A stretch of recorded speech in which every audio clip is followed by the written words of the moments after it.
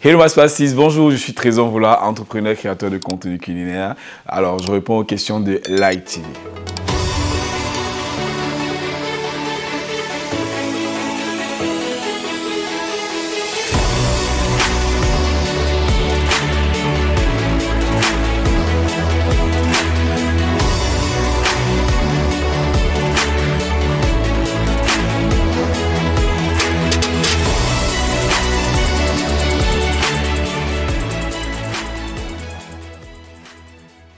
Alors, ce qui m'a motivé à me lancer dans la cuisine, c'est une réponse standard, hein, juste que c'est la pauvreté. Oui, la vie était très dure quand j'étais en Wikile. Après mon master, je devais aller à Lyrique et j'étais plus en famille. C'était assez compliqué, donc il fallait que je trouve de quoi manger, je cherche comment m'en sortir. Mon père, professeur de sport, il s'est toujours battu avec les salaires qu'on touche au Cameroun, à me faire fréquenter, étudier dans des grandes écoles. J'ai fait vraiment de très grandes écoles au Cameroun, du collège jusqu'aux universités.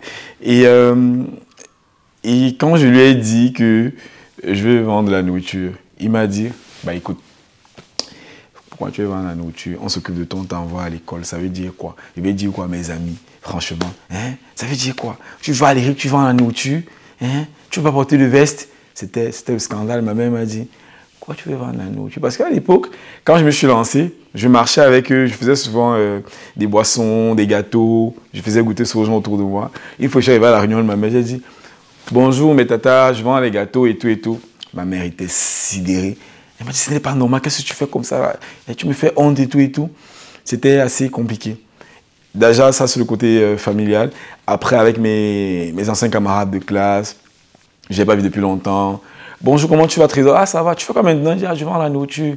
Et toi? Ah bon, moi, écoute, je fais ci, j'ai déjà été à l'entreprise, je suis. Ah, mais toi, tu vends maintenant la nourriture. Donc, après le bac, tu n'as pas continué. Tu dis, pourquoi la question? Mais parce que tu vends la nourriture, tu dis, ah, parce que vendre la nourriture, ça veut dire pas continuer les études. Non, rien à voir. Je vends la nourriture, je continue les études et tout. Donc, c'était un peu, bon, c'est un métier assez péjoratif. Donc, du coup, j'ai dû encaisser certains jugements, certaines prénotions que les gens ont du métier. Of course, ça a changé. Ces personnes-là me respectent beaucoup. Mon père, franchement, dès que tu appelles... Trésor, non, je pense que Trésor, il doit être aux États-Unis, hein, parce que j'avais l'impression qu'il devait faire un mariage là-bas aux États-Unis. Il m'a dit ça, il m'a dit ça. Et après, il doit aller au Ghana. Je ne pense pas qu'il sera au Cameroun. Mon père est super fier. Il est vraiment fier de moi. Il me dit... Après, il me donne maintenant des conseils. Hein. Et l'autre jour, il me donne encore des conseils. Je dis, papa, écoute, pour où je suis là, tu n'étais pas avec moi. Donc, je crois que je suis un assez grand garçon pour savoir ce que je veux, savoir ce que je fais. Le regard a changé, les gens me respectent beaucoup. Alors, pour moi, quand j'étais en bois à Paris, tout récemment en mai, chaque fois qu'on me posait la question, « Ah, Nobi, tu es en bois à Paris, qu'est-ce que je pense au bois à Paris ?» Je disais, je répondais toujours, pour moi, en bois à Paris, c'est une sorte de légitimité. Enfin, bois à Paris me donne cette légitimité-là en tant qu'entrepreneur, en tant que Camerounais qui fait briller le drapeau, l'étoile sur la planète.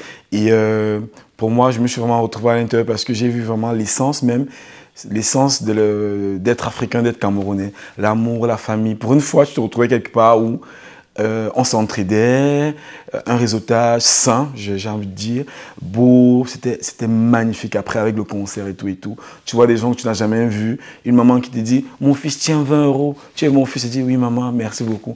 Tu vois, la famille en fait, la famille, c'était vraiment magnifique. Comme tout entrepreneur, mon secteur d'activité a des difficultés, enfin, la difficulté la plus marquante, c'est la main d'œuvre. Heureusement pour moi, je n'ai pas beaucoup trimé parce que j'ai eu la grâce d'avoir une très bonne équipe. J'ai une équipe de 15 personnes de manière permanente et 10 tout au plus de manière ponctuelle. Et c'est magnifique parce que je n'ai pas besoin d'être au Cameroun, ils sont là. Et l'une des difficultés la plus présentes, c'est moi. En fait, je suis devenu le visage d'une marque. Donc, quand des personnes m'appellent pour des prestations, elles s'attendent à me voir. Donc, c'est assez compliqué de faire 4 mariages, peut-être un week-end. Mais quand tu n'es pas au Cameroun, Beaucoup de gens se disent que les activités sont au point mort. Pourtant, c'est faux, ça fonctionne. Sauf qu'il faut toujours être honnête avec les clients. Moi, je leur dis toujours, je ne serai pas là, mais ne vous inquiétez pas, on va faire les vidéos de votre mariage. On va faire la notice sera très bonne. Vous doutez que ce n'est pas moi qui cuisine pendant tout le mois pour 400 personnes pour un mariage. J'ai toute une équipe. Donc, j'essaie de rassurer les clients. Et aussi, il y a des périodes mortes. La période de mars à fin avril, c'est une période carrément morte avec les fêtes chrétiennes, là. Et les financements. Vous savez, quand on commence, on n'a pas toujours besoin de financement. Mais quand l'entreprise décolle, il y a un seuil qu'on ne le dépasse pas. Et quand tu atteins ce seuil-là, c'est compliqué d'impressionner encore. Là, tu as besoin de financement. Je pense à ce seuil-là que nous sommes presque à ce seuil-là. Donc, c'est ce que je suis en train de tout faire pour pouvoir dépasser le cap et exploser. Peu importe ce qui se passe, je garde toutes ces touches comiques. Et même dans le travail, je suis quelqu'un de fou en fait. Et c'est ça qui apporte l'ADN à ma création de contenu. C'est ça qui forge ma personnalité digitale en fait. Et je crois que c'est l'une des bases de mon capital sympathie qui est, je dirais, de 95, pour ne pas dire 100% au Cameroun. Déjà, j'étais très sceptique à l'idée de reprendre certaines recettes. Après, je me suis dit, ça sert à quoi? Le coq qu'on mange aujourd'hui n'a pas été toujours cuisiné comme ça. Le ndolé non plus n'a pas toujours été cuisiné comme ça. Là, déjà, j'ai une formation de sociologue. Déjà, de base, la société se veut d'être évolutive, changeante. La société n'est pas stagnante. Ça va de pair avec la culture et certains éléments de la culture qui est l'art culinaire. Pour moi, je me dis, si je dois vraiment apporter du changement, marquer mon temps, il faudrait vraiment que je le fasse bien. Et si ça chaud, tant pis. J'ai envie de dire désolé, mais je vais toujours continuer. Récemment, quand j'ai fait le héros avec les gambas à l'intérieur, la communauté Bayangui, et les gens qui aiment beaucoup le héros, des pro-héros se sont fâchés. Ils étaient tellement énervés, ils ont dit qu'ils vont signaler mon compte. Mais j'ai fait tout un communiqué. Je dis, je suis désolé et tout d'avoir fait ci, mais ça va continuer. Et là, je veux continuer à le faire, je veux continuer à expérimenter des recettes. Demain, ça sera le coquille avec le kilichi que j'ai fait d'ailleurs. Le mets d'épices avec les gambas que j'ai fait d'ailleurs. La vérité, c'est que nos mecs qu'on cuisine ici, on le cuisine aussi ailleurs. Le coquille au Nigeria est fait de manière très différente ici. On met la tomate, on met les oignons, on met la viande, on met les écrevisses. Et c'est toujours du coquille. Le mets de pistache au Gabon, il met les gambas à l'intérieur. En fait, je pense que la cuisine, tu dois t'exprimer, tu dois être fou. Et en fin de compte, les gens ont compris que c'est ça ma particularité. Ils se disent, ok, donc on va essayer. C'est toi qui fais, vas-y, on va le faire. Hier, il y a 3 jours, j'ai posté le rat. Comment je cuisine le rat. Tout le monde s'est versé sur moi. Mais il y avait quand même des gens qui disaient, ben écoute, si on a envie de manger le rat, je suis qui ne peut pas manger le rat. Ça veut dire que le rat se mange. Et effectivement, le rat se mange. C'est ça aussi. Et aussi mon travail, je pense que mon travail, c'est aussi de montrer que la nourriture, la culinaire camerounaise ne se limite pas qu'à Yaoundé des doigts là. Parce qu'il y a des mecs qu'on ne mange pas ici, mais dans certaines régions du Cameroun, on mange le rat à l'ouest Cameroun, on mange bien le rat à l'ouest Cameroun, et dans d'autres pays même d'ailleurs. Pourquoi ne pas montrer aux gens que voilà ce qu'on mange également au Cameroun. On ne se limite pas qu'au coq, qu'à le coq, je veux dire quoi, à la sauce gombo. Non, il y a des choses qui se mangent, le serpent se mange au Cameroun. Quand on me demande, ah, Nobidi, tes vidéos marchent. Hier, j'étais avec les enfants de la présidence au Congo. Ils adorent tes plats, ils disent c'est bien. Tu te sens comment? Je me sens comme quelqu'un qui fait son travail. En fait, moi, généralement, je suis souvent très surpris que peut-être les personnes célèbres me connaissent. Ça me surprend souvent beaucoup. Parce que j'ai l'impression d'être derrière ma cuisine chez moi, de faire ma cuisine, de cuisiner, de poster. C'est bon, je m'avais dormi. Je ne fais rien de spécial, j'ai envie de dire. Je fais juste ce que je sais faire et ce que j'aime. Donc, ce qui fait que quand tu vois ça en toi, je te dis, rien ne peut te surprendre. Et ça te permet de garder les pieds sur terre. Quand je vois mes vidéos de cuisine ailleurs, être postées dans d'autres pays, au Nigeria et tout, je me dis, ah, ok, ah, ils ont posté, ah, mais c'est cool. Rien d'autre. Je me dis, ah, ils ont posté mon travail, c'est cool. Parce que j'estime que je ne fais rien de ce que quelqu'un d'autre n'aurait pas pu faire.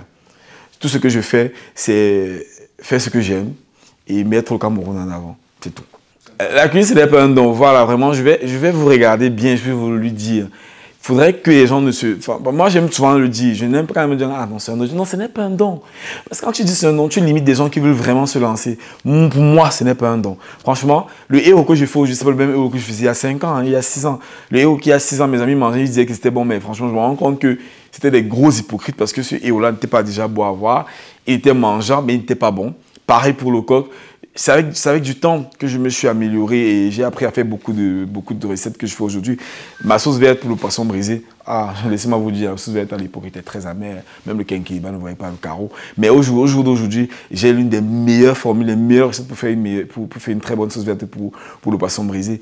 Ne vous imposez pas de limites. Franchement, moi, je me suis pas imposé de limites. Je me suis dit que je vais le faire, je vais le faire, je vais le faire. Je partais au marché. Chaque marché, quand j'arrivais, il voulait faire une recette. Je demandais au moment du marché, s'il vous plaît, expliquez-moi comment on peut faire ça. Elle me disait, fais comme ça, fais comme ça, fais comme ça. Et chaque fois, je m'améliorais. Utilise tel ingrédient, j'utilise. Et puis, un jour, tu te rends compte qu'on m'a donné un très bon ingrédient. Tu te dis, ah, enfin, c'était ça qu'il fallait que je mette. Et puis, tu as ta formule exacte.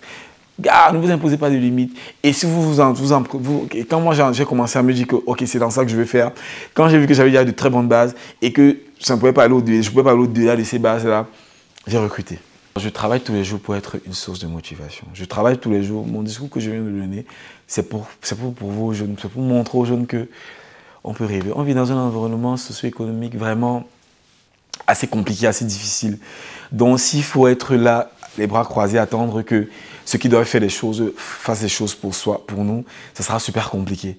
Donc je te dis que ok, je vais oser. Et puis je me dis, j'ai envie de dire aux jeunes que pas tout ce que je fais, c'est pour leur dire, écoutez, on peut quitter de zéro, arriver où on est. Moi, aujourd'hui, je voyage grâce à la nourriture. Il y a des gens qui demandent que tu es sûr que c'est de la nourriture qui te fait voyager. C'est la nourriture. Et rien d'autre. Je ne voyage pas grâce, je n'ai pas un autre travail.